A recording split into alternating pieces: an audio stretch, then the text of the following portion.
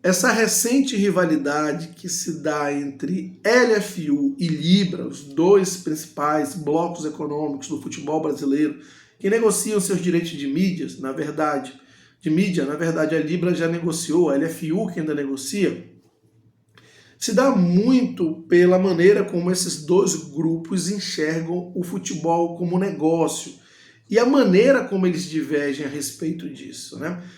A LFU entende o futebol como um organismo coletivo do ponto de vista comercial e onde as verbas, as receitas têm que ser distribuídas de forma mais igualitárias. Já a Libra entende o futebol também como um produto, mas que dentro desse produto existem aqueles que se destacam mais, que têm um apelo comercial maior e precisam ter uma diferenciação nessa divisão de receitas, porque produzem muito mais receitas, né? Fazendo uma analogia com a Fórmula 1, guardada suas devidas proporções, é como se a Fórmula 1 tivesse um potencial de arrecadação com Ferrari, Red Bull e Mercedes, e um outro potencial de arrecadação totalmente diferente sem essas equipes, que são as equipes de maior apelo comercial hoje na Fórmula 1. E do ponto de vista de mercado faz todo sentido. Certamente as verbas publicitárias, os direitos de mídia reduziriam e muito sem a participação dessas equipes. É dessa maneira que a Libra enxerga o produto futebol brasileiro, através de uma dinâmica de mercado, versus a LFU, que enxerga através de uma dinâmica simplesmente de todos têm o mesmo direito porque fazem parte do mesmo campeonato. E, na minha opinião, não é bem assim, mas a gente vai discutir. É sobre isso que a gente vai falar, essas duas maneiras de enxergar o negócio futebol, o que diverge e para onde devem seguir no futuro próximo em relação às negociações de mídia, em relação a uma união ou não desses dois grupos. Então, antes de seguir com esse vídeo, peço sua ajuda para que se inscreva no canal. É muito importante, se você curte aqui o canal, curte o trabalho do canal, se inscreva, porque aí você vai estar apoiando e ajudando ao crescimento do canal. O like, o joinha, esse like, o joinha é tão importante quanto até mais, porque é através do seu like que esse vídeo tem um alcance muito maior, consegue impactar um número muito maior de pessoas. Então eu preciso muito do seu like, eu preciso muito do seu joinha. Claro, comente aqui se você concorda ou discordou de algo que eu abordei, se você gostou ou não do conteúdo, não importa, o importante é interagir, porque é através dos seus comentários que a gente pode evoluir no conteúdo. E claro, deixe aqui o seu comentário a respeito do áudio, se o áudio está ok. Voltando ao tema do vídeo, LFU e Libra divergem da maneira como eles enxergam o negócio o futebol brasileiro, né? A LFU, como eu disse, ela enxerga o futebol, o produto como um todo, onde todos têm um peso muito semelhante, não igual, mas um peso semelhante na geração de receitas, porque é o mesmo produto. E aí eles defendem a distribuição mais ou menos que igualitária, ou mais próxima possível disso, entre todos os clubes. Agora, aí esse idealismo, esse conceito, ele já começa a cair em desuso quando a própria LFU ela se contradiz. Vamos lembrar, quando teve a dissidência com a Libra, ela justamente criticou, e essa foi a razão da dissidência, o Flamengo ter ali uma diferenciação nas verbas que iria receber, em todas as garantias que ele tinha em relação aos acordos passados.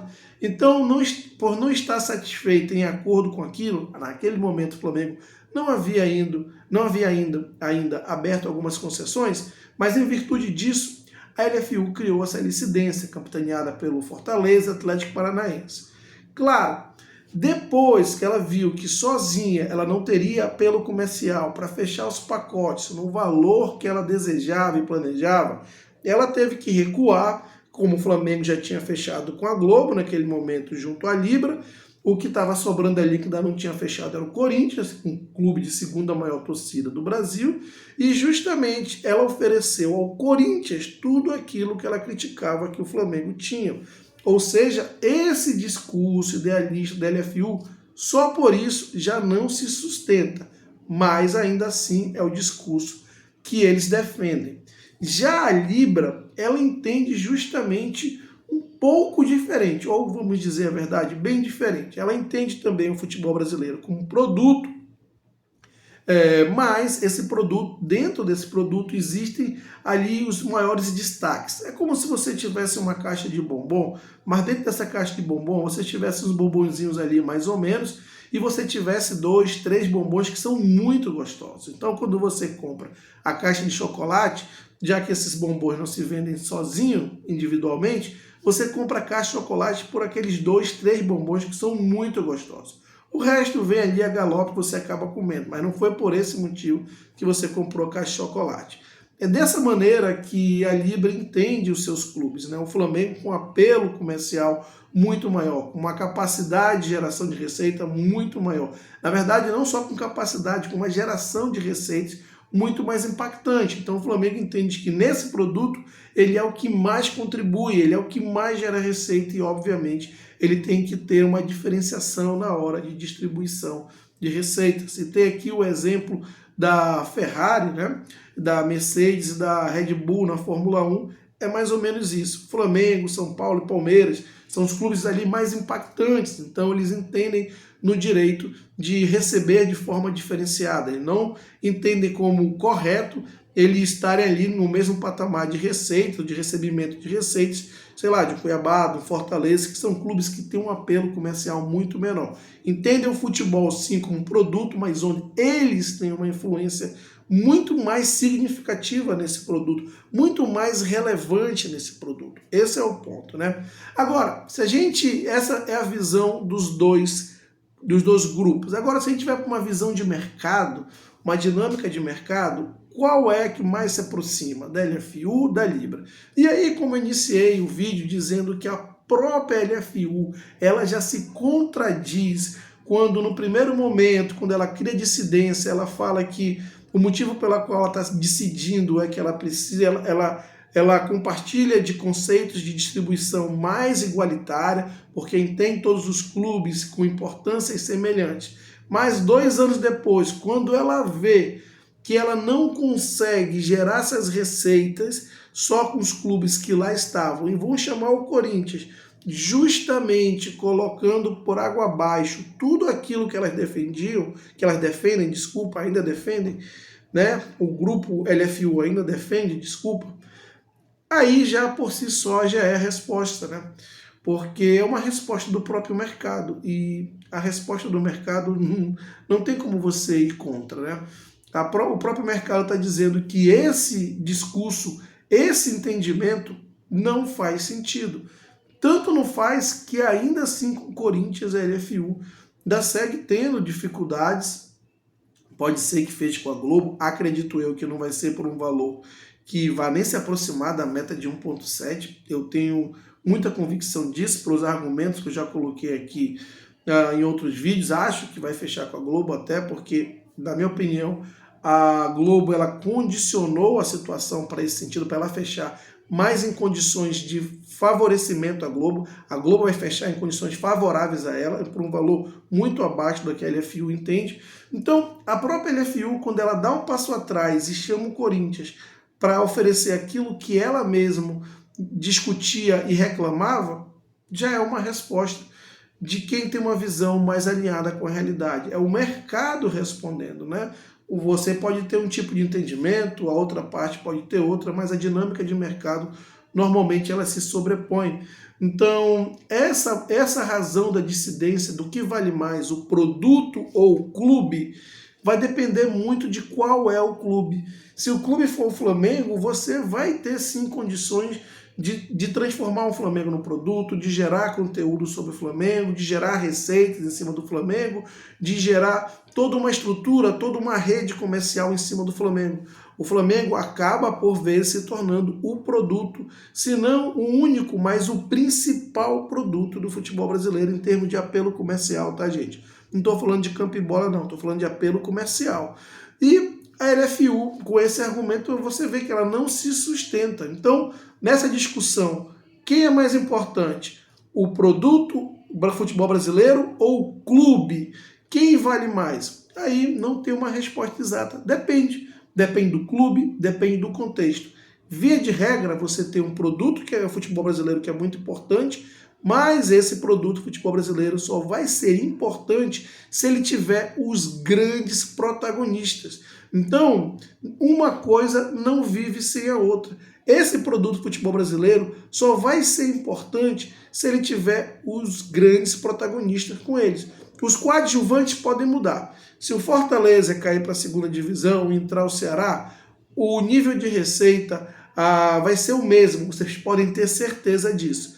Se o Flamengo eventualmente sai da Série A do Brasileiro, esse nível de audiência, de receitas, ele automaticamente transfere, acompanha o Flamengo para a Série B, né? Se fosse o caso. Se o Corinthians vai para a Série B, o nível de receitas, o nível de audiência do Corinthians também se transfere. Ou seja, as receitas, as audiências acompanham aquele clube que é protagonista de maior apelo comercial. Já os clubes coadjuvantes não. Se eles vão para a Série B ou ficam na Série A, vai ser irrelevante do ponto de vista comercial, né? Então você tem um produto chamado Campeonato Brasileiro que você vai ter 3 protagonistas. Esses 3 protagonistas, eles não podem alterar. Eles interferem na receita como um todo. Eles têm muita influência. Os coadjuvantes, independente do que acontecer, não vai ter grandes alterações no nível de receita do Campeonato Brasileiro. Fazendo analogia com a Fórmula 1 que eu fiz no início, é como se a Ferrari saísse da Fórmula 1. Com certeza, parte da receita ela vai levar com ela, porque ela é uma protagonista. Da mesma maneira, os clubes que estão na Libra, eles conseguiram fechar um acordo mais consistente, mais seguro, porque eles são os clubes protagonistas do futebol brasileiro, principalmente esses 3 que eu citei aqui, Flamengo, São Paulo e Palmeiras. E muito em função disso, o mercado teve esse mesmo entendimento e eles tiveram mais facilidade para fechar esse acordo com a Globo. E isso é um fato, e fecharam com um acordo com um player importante no mercado, com um player de credibilidade. Já a LFU teve mais dificuldade para fechar com Record e YouTube, e por mais mérito que a Record tenha, a gente sabe que em termos de qualidade de transmissão no futebol brasileiro, arrecadação de verbas publicitárias, a Record não tem o mesmo expertise da Globo, a mesma experiência, a mesma atuação no segmento, a mesma credibilidade, né? Então você vê que a LFU, além de fechar com um player mais fraco nesse segmento, na transmissão de jogos, e que influencia na exposição desses clubes também, com seus patrocinadores, ela também teve muito mais dificuldade. Então, os fatos vão se sobrepondo e vão dando as respostas. De um lado, acordo fechado. Do outro lado, mais dificuldade para fechar acordo, porque você não tem os protagonistas. E isso responde quem é mais importante, o produto futebol brasileiro ou o clube. Eu diria que o produto futebol brasileiro, com os protagonistas, essa é a resposta ideal. Mas eu quero saber o seu comentário a respeito, se você concorda, se você discorda. Deixa aqui seus comentários, compartilhe esse vídeo para que a gente gere um debate, uma discussão saudável. Claro, se inscreva no canal, deixe o like, deixe o joinha. Um grande abraço e até a próxima.